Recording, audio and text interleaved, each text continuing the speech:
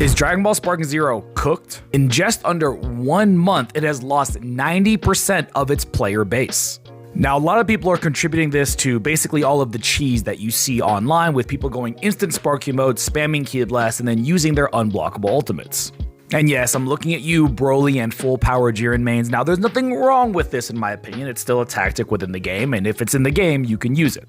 But undeniably, a lot of people are not finding this fun to play against, even though there are legitimate counterplays, and I've beaten plenty of full power Jirens and Brolys.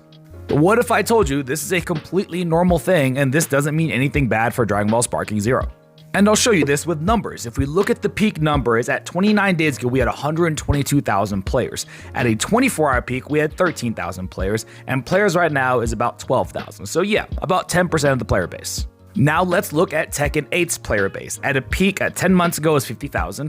At 24 hours, it was 7,740, and players right now is about 6,600, a little over 10%.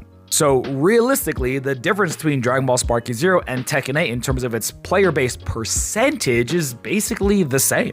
Dragon Ball Sparking Zero simply has more players because it's a more popular game because it's, well, Dragon Ball, but going down to 10% seems like a pretty normal average. So no, Dragon Ball Sparking Zero is not cooked. Could it possibly get worse because of all the cheese online and the fact that there's literally no repercussions to rage quitting? Yeah, probably, but as of right now, it's at a pretty normal trend.